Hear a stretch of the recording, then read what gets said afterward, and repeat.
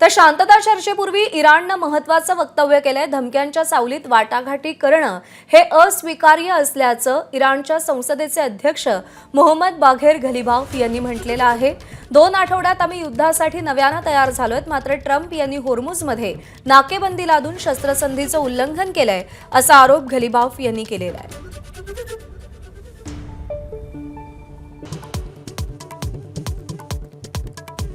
बारामती आणि राहुरी पोटनिवडणूक प्रचाराचा अखेरचा दिवस. मुख्यमंत्र्यांच्या उपस्थितीत आज बारामतीत प्रचाराची सांगता सभा.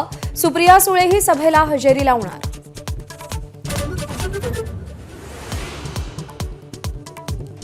साताऱ्यात लोकांच्या मनात जिल्हा परिषद अध्यक्ष सेनेचाच उपमुख्यमंत्री शिंदेंची गर्जना. जिल्हा परिषदेतल्या घडामोडींवर योग्य वेळी बोलेन, किसी को छोडता नहीं, शिंदेंचा इशारा. महिला आरक्षण विधेयकाच्या समर्थनार्थ आज महायुतीचा जनआक्रोश मोर्चा. वरळी डोम इथे मेळाव्याचं आयोजन. मुख्यमंत्री संबोधित करणार. मोर्चात 10 ते 15 हजार महिलांच्या उपस्थितीची शक्यता.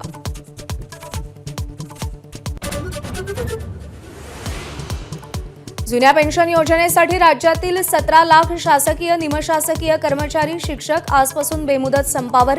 शासकीय कार्यालयात मोठा फटका बसणार.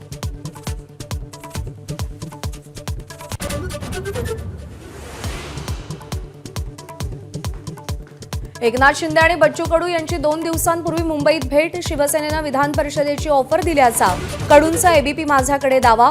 आज बच्चू कडू भूमिका जाहीर करणार.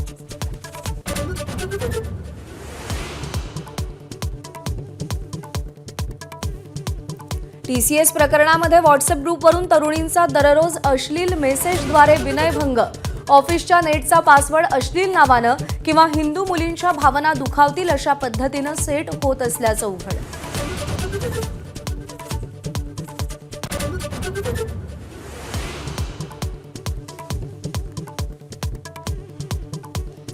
नाशिकच्या तपोवनसह गंगापूर रोडवरील वृक्षतोडीचा मुद्दा ऐरणीवर. आज पर्यावरणप्रेमी महानगरपालिकेवर मोर्चा काढणार. मनसेचा मोर्चाला पाठिंबा.